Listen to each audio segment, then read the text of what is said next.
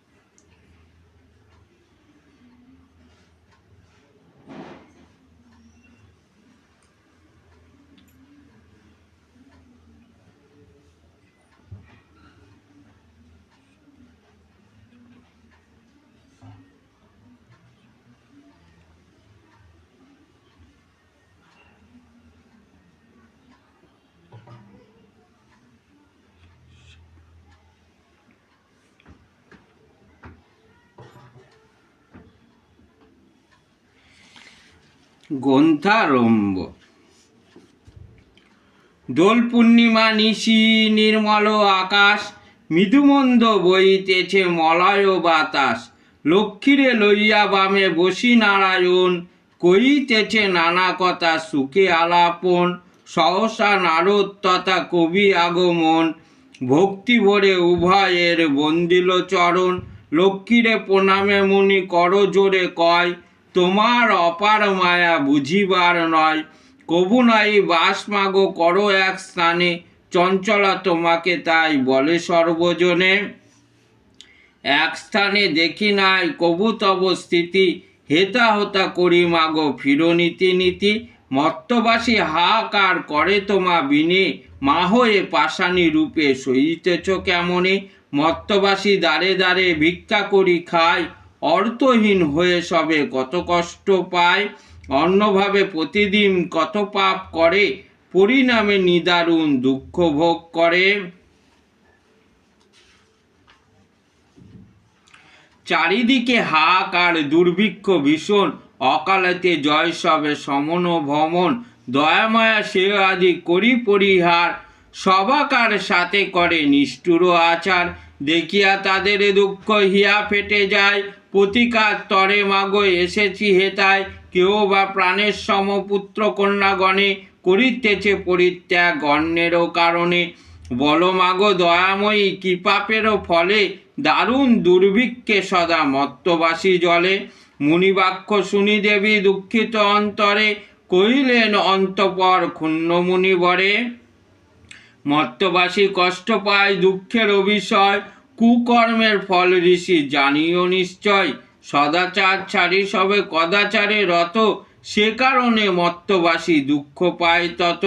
চঞ্চলা আমায় বলে কিসেরও কারণ, বলিতেছি তাহা ঋষি করহ শ্রবণ। লক্ষ্মী স্বরূপিণী নারী করিয়া সৃজন, পাঠাইছি মর্তলোকে সুখেরও কারণ। ক্ষণিক সুখের লাগে ভুলিয়া আমায়, অকাচে কুকাজে তারা সংসার মজায়।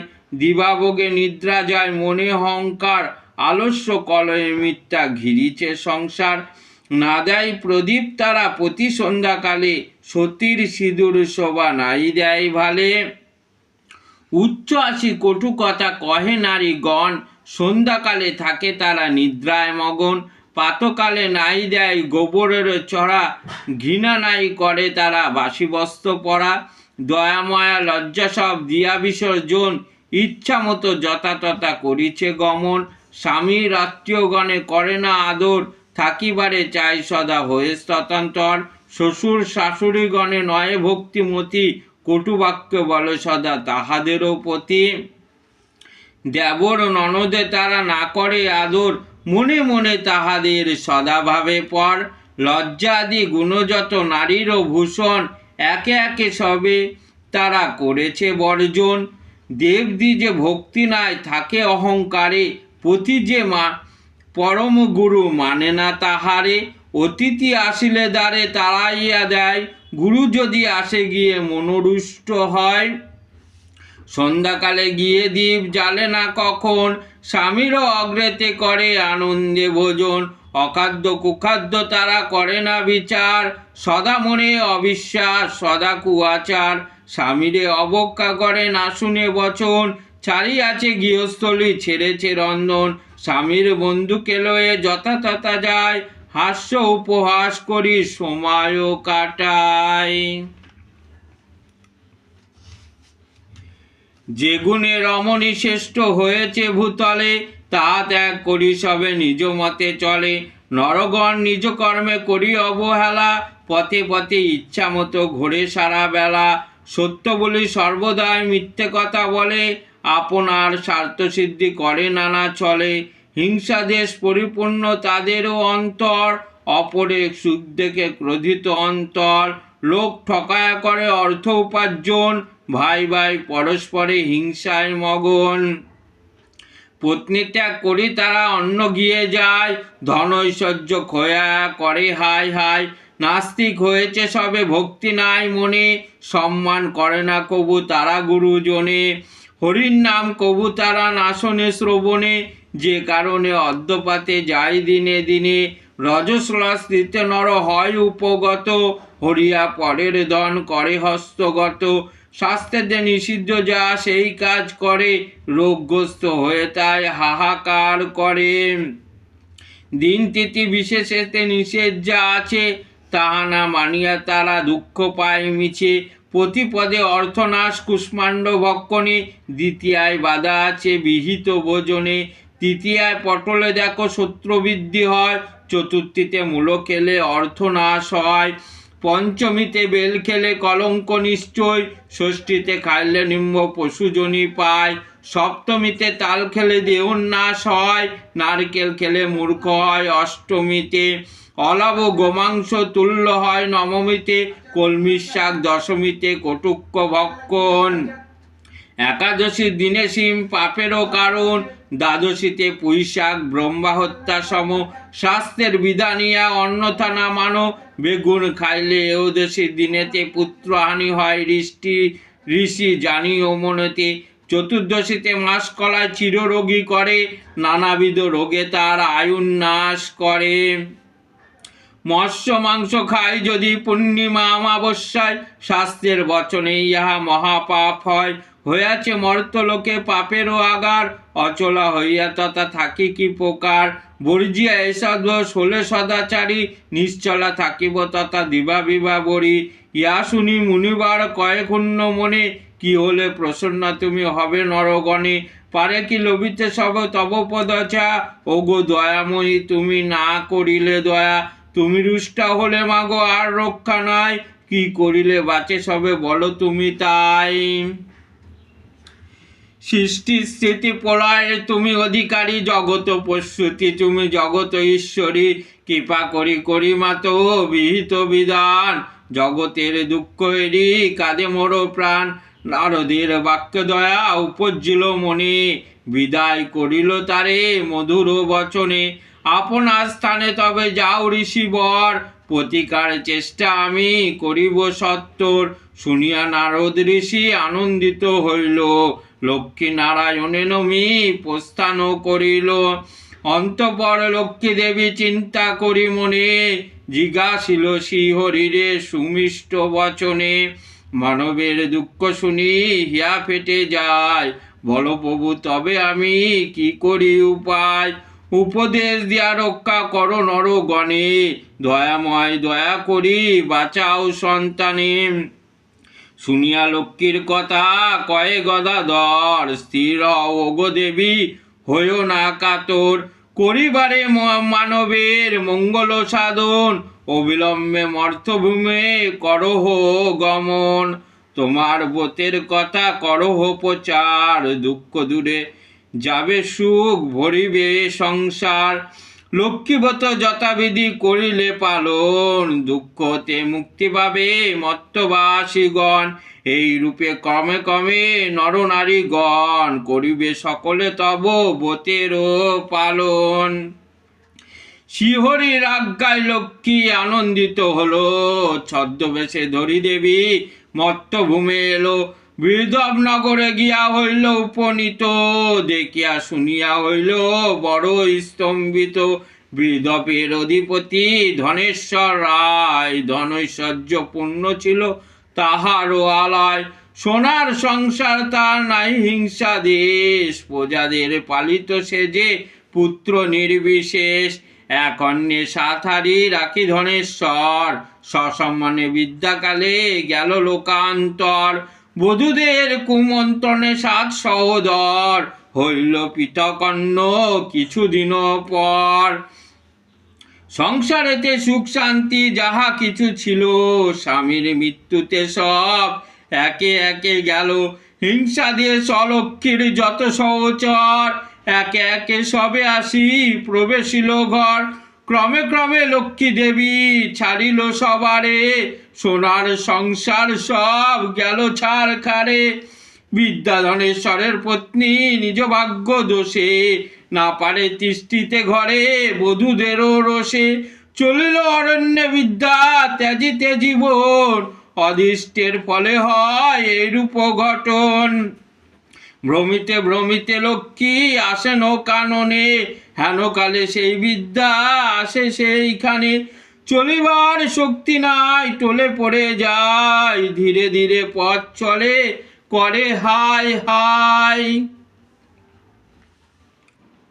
পর্ণতে ছিন্ন বস্ত্র জীর্ণ মলিন, তৈলবিনা রুক্ষকে অতি বড় দিন।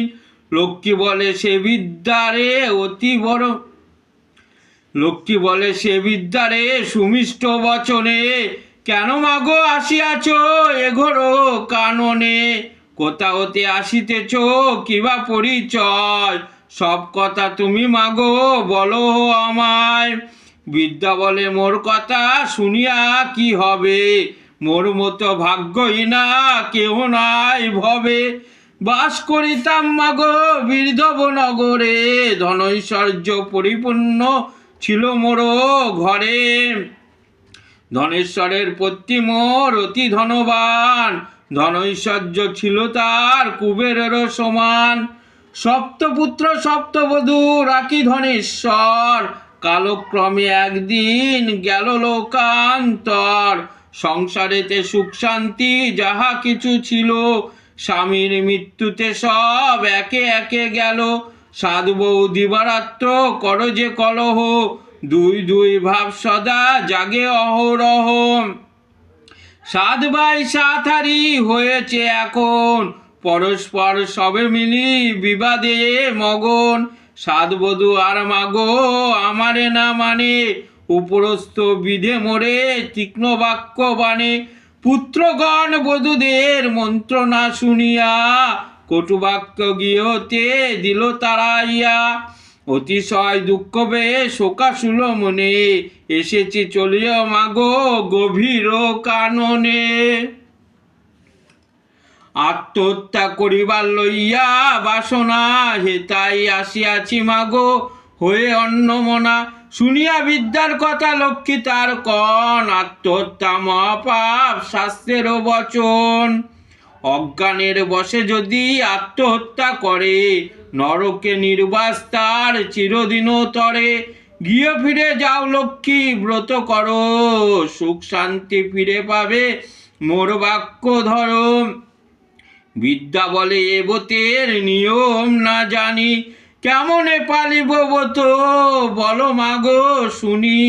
লক্ষ্মী বলে শোনো তবে নিয়ম ইহার, এ ব্রত করিতে হয় প্রতি গুরুবার। গুরুবারে সন্ধ্যাকালে বধূগণ লয়ে, করিবে লক্ষ্মীর ব্রত ভক্তিযুক্ত হয়ে। জলপূর্ণ ঘট এক স্থাপন করিবে, সিঁদুর তাহাতে দিয়া আম্র শাখা দিবে। আসন উপরে দিবে ফল পান গুয়া, সাধ্য মতো ফলমূল দিবে সাজাইয়া। ধূপ দ্বীপ জ্বালি দিবে পূজার স্থানেতে, তৎপর শুনিবে কথা দুর্বল হয়ে হাতে। মনেতে লক্ষ্মীর মূর্তি করিবে স্মরণ, সে সময় দিবে না কো অন্যদিকে মন। কথা শেষে এও গান দিবে উলুধ্বনি, স্মৃতিতে সিঁদুর দিবে লক্ষ্মীরে প্রণামী। ভক্তি ভরে ব্রত যে জন করিবে, লক্ষ্মীর কৃপায় তার দুঃখ দূরে যাবে।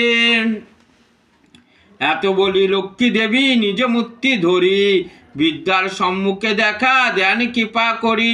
লক্ষ্মীর মূর্তি দেখি বিদ্যা চরণে পড়িল, আশীর্বাদ করি লক্ষ্মী অন্তর্ধান হইল। অন্তঃপর আসি বিদ্যা আপন ভবনে, লক্ষ্মীর ব্রতের কথা বলে বধূগণে। কাননে যে রূপে হলো লক্ষ্মীরও দর্শন, সকলই বলিয়া করে ব্রতেরও বর্ণন। শাশুড়ির কথা শুনি সব বধূগণে, করিল লক্ষ্মীর ব্রত আনন্দিত মনে। মন থেকে হিংসা দিয়ে সব দূরে গেল, সাত পুত্র সাত বধূ একত্র হইল। বিদ্যার সম্মান দেয় সাত পুত্রগণ, সংসার সুখের হইল আনন্দিত মন। দৈব যোগে একদিন ব্রতেরও সময়, উপনীত এক নারী বিদ্যারও আলায়। স্বামী তার চিররুগ্ন অক্ষম অর্জনে, ভিক্ষা করি পাই যা খাই দুইজনে। ব্রতের কাহিনী শুনি করিল মনন, লক্ষ্মীব্রত যথাবিধি করিবে পালন। গিয়ে ফিরে সেই নারী করে লক্ষ্মী ব্রত, ভক্তি ভরে মা লক্ষ্মীরে পূজে বিধি মতো। দেবীর কৃপায় তার দুঃখ দূর হইল, স্বামী হলো সুস্থ দেহ ঐশ্বর্য প্রচুর। শুভ দিনে শুভক্ষণে জন্মিল তনয়, সোনার সংসার হলো সুখেরও আলয়। তারপর শুনো সবে অদ্ভুত ব্যাপার, যেরূপে লক্ষ্মীর ব্রত হইল প্রচার। অবন্তী নগরে এক গৃহস্থ ভবনে, লক্ষ্মীর ব্রতে রত ছিল যত এও গণে। সহসা তথায় এক বণিক আসিল, ব্রত দেখি নারীগণ জিজ্ঞাসা করিল। বামাগণ বলে শুনো বণিক নন্দন, এ ব্রত করিলে গিয়ে হয় ধনজন। ইয়া শুনি সদাগর বলে অহংকারে, দিন দুঃখী যা আছে সে পূজে উহারে। ধন জন সুখ ভোগ যা কিছু সম্ভবে, সকলই আমার আছে আর কি বা হবে। কপালে না থাকে যদি লক্ষ্মী দিবে ধন, হেন কথা নাই শুনি জীবনে কখন। গর্বিত বচন লক্ষ্মী সইতে না পারে, অহংকার দোষে দেবী ছাড়িল তাহারে। সপ্ততরী সাগরেতে ডুবে অকস্মাৎ, তট্টলিকা চূর্ণ হলো পড়ে বজ্রাঘাত। ধন ঐশ্বর্য যা ছিল চোরে নিয়ে গেল, ভাই ভাই হিংসা করি পৃথক হইল। ক্রমে ক্রমে দৈন্যদশা হয় সবাকার, ক্ষুধার জ্বালাই সবে করে হাহাকার। বৃক্ষতলে বসি কাঁদে সাধুর নন্দন, কি পাপে বিধাতা মোরে করিলে এমন। প্রসন্ন হইল লক্ষ্মী উপজিল দয়া, অবন্তী নগরে শেষে আনে ঘুরাইয়া। লক্ষ্মীব্রত করে সেটা সব বামাগণ, স্মরণ হইল তার পূর্ব বিবরণ। বুঝিল তখন কেন পড়িল বিপাকে, অহংকার দোষে লক্ষ্মী ছাড়িলেন তাকে। জোর হাতে ভক্তি ভরে হয়ে এক মন, করেছে লক্ষ্মীর স্তুতি বণিক নন্দন। ক্ষমা দেবী এ দাসের অপরাধ যত, তোমারে করি হেলা দুর্দশা যে তত। অজ্ঞান অধম আমি কর মোরে দয়া, পড়েছি বিপাকে মাগো দেও পদচ্ছা। এই রূপ নানা স্তুতি করি সদাগর, লক্ষ্মীর প্রণামী গেল আপনার ঘর। বধূগণে ডাকি বলে লক্ষ্মী ব্রত কর, সব বিঘ্ন দূরে যাবে মোর বাক্য ধর। শুনিতে বধূগণ লক্ষ্মী ব্রত করে, পূজা শেষে ব্রত কথা পরে ভক্তি ভরে। ব্রত ফলে লক্ষ্মী দেবী প্রসন্ন হইল, কৃপা করি বণিকের বিঘ্ন দূর করিল। লক্ষ্মী ব্রত যে জন করে এক মনে, দেবীর কৃপায় তার লাভ দিনে দিনে। লক্ষ্মীর ব্রতের কথা সমাপ্ত হইল, মনের আনন্দে সবে হরি হরি বলো।